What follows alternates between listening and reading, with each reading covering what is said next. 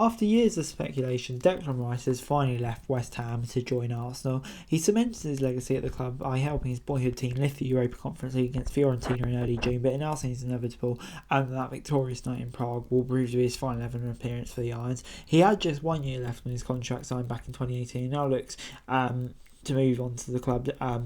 Joining Arsenal, despite the club attempting to tie him down to a new 8-year deal. Bayern, Chelsea, Manchester United were all moves as possible directions, but in the end the bidding war came down to Man City and Arsenal. In a reversal of last season's Premier League title race, the Gunners, who came out on top, their third bid lodged initial 100 million plus 5 million add-ons, and City have made it clear they are unwilling to match it, leaving the runaway clear for Arsenal to get the deal done. Eyebrows have been raised about the price, so is he really worth it? It's hard not to feel bad for David Moyes. Over the past few seasons he had to field questions about Rice's future with alarming regularity. He's been consistent when quizzed about Rice's astronomical price tag.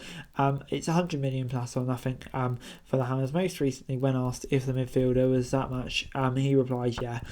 He added, I think everything there is to say about Declan. He's a really important player for West Ham. He's someone who value greatly, and you can see what he means to the team. Just a really good individual, and we're really enjoying having him. Just a few days earlier, Moyes had claimed that Rice's eventual British transfer record will be broken, which was 106 million spent on Enzo Fernandez in January. Undoubtedly Declan is going to be a top player. He'll have a British transfer record if he ever leaves West Ham, he said. There's a lot of talk about when you see what going for prices these days. I think Dec will be blown out of the water, that's for sure, when it comes around. As much as Moyes would love his skipper to stick around, all of the signs pointed towards Rice leaving. He admitted as early as May, telling reporters, I hope Dec stays, but we would love him as West Ham player, but we're well aware that might not be the case. That is one of the scenarios. Our plans are for Dec, so we're fully aware there's a good chance we won't have him. Mark Noble echoed these sentiments in February, saying Dec is no different. He will always be held as West Ham as a fantastic player and such a top person, but I don't think anyone begrudges him wanting to go on and win things. And Rice himself confessed that he wants to fight for big trophies. 100% I want to play in the Champions League. For the last 2 or 3 years I've been saying that I've been playing consistently well for my club, and I feel like I really want to keep pushing. I see my friends who are playing for Champions League and for big trophies. You only get one career, and at the end you want to be looking back at what you've won in the biggest games you played in.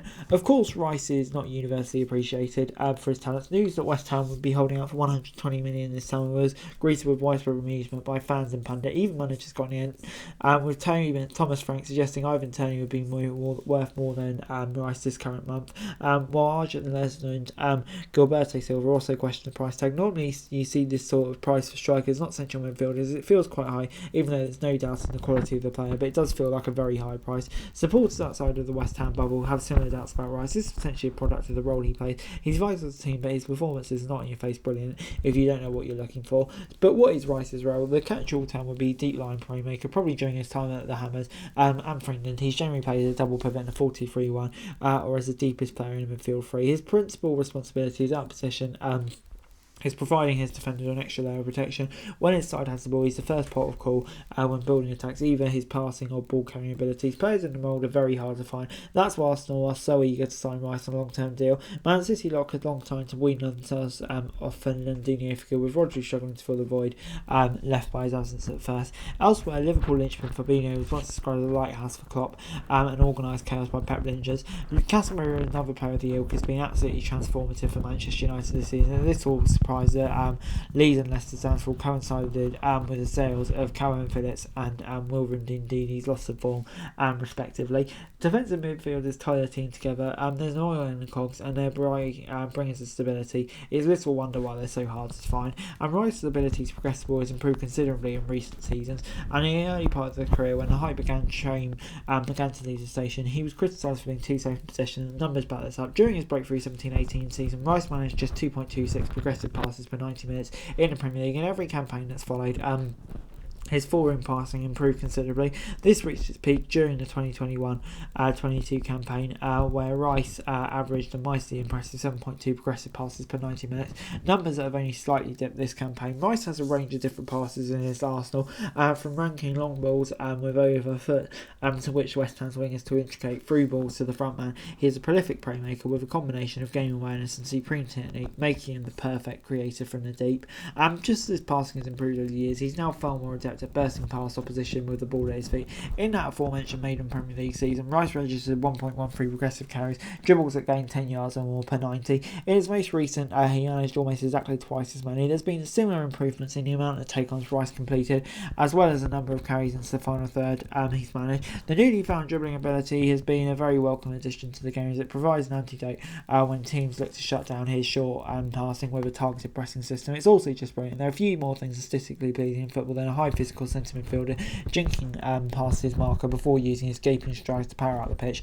That's what you pay the big bucks for. And Rice started his career as a centre back, and it shows his off-the-ball awareness is simply outstanding, and you will not be surprised to learn that no player in the Premier League last season completed more interceptions than his 63. He also ranked in the top 9 for most tackles completed in each of the past 2 campaigns, while his area of prowess is among those who can play similar roles in Europe. Working from such a solid defensive base means that he could easily slot into the back line again if required. When Chelsea were most strongly linked with him, they were planning to stick him in the back three. You could certainly see this working well, as he possesses all the traits required for a modern defender. Playing at centre back would likely be a waste of attacking guests, but whisper it quietly. But Rice might just be adding games to his game too. He has netted 5 times since the success season, a fairly impressive haul when you consider where he plays. Some of these strikes have been rather important too. Back in October, Rice grabbed a vital equaliser against Southampton, playing a clever 1-2 before bending an effort past Gavin Mizuno.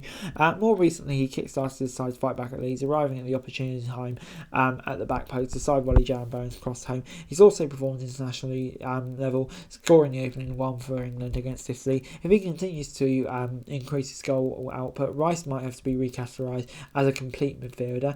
And yeah, in addition to this, it feels like Rice has been around for ages, but he's still only 24. Despite being in his infancy, he's already racked up 200 Premier League appearances, as well as big tournament experience with club and country. He captained West Ham since Marek Noble's retirement last year, and he left quite the hole in the dressing room, but Rice led that club with class and dignity, fronting up after poor performances when required and retaining the connection between player and fans. Therefore, clubs this summer are signing someone who's not only had the majority of their playing days ahead of them, but also possesses the mental fortitude to meet the challenge of representing a top European side. There's little debate that Rice is the best defensive midfielder available to top clubs this summer. The more pertinent question is why is he valued so highly and why are they breaking the backs for? The fact pushing up the valuation is the fact that he's English. Popularly, players from England are said to be overhyped, but the true reason for their inflated value are more complicated. Thanks to a record broadcasting deal, the Premier League clubs dwarf the European counterparts in terms of spending power. Their economic might means that even lesser known sides can offer eye-watering wages, giving them the pick of the best talent in the world. However, as such, many clubs might not want to. The Premier League's homegrown rules mean they must retain a nucleus of players trained in England. As a result, the best Premier League players, such as Rice, are likely like gold dust. Everyone wants them, but they have to pay a healthy premium to get their signature. Anyway guys, that's the video. Thanks very much for watching. To like, share, subscribe, thoughts, comments over daily football news and subscribe to the channel. It's going to be greatly appreciated. Thanks very much for watching. Peace out.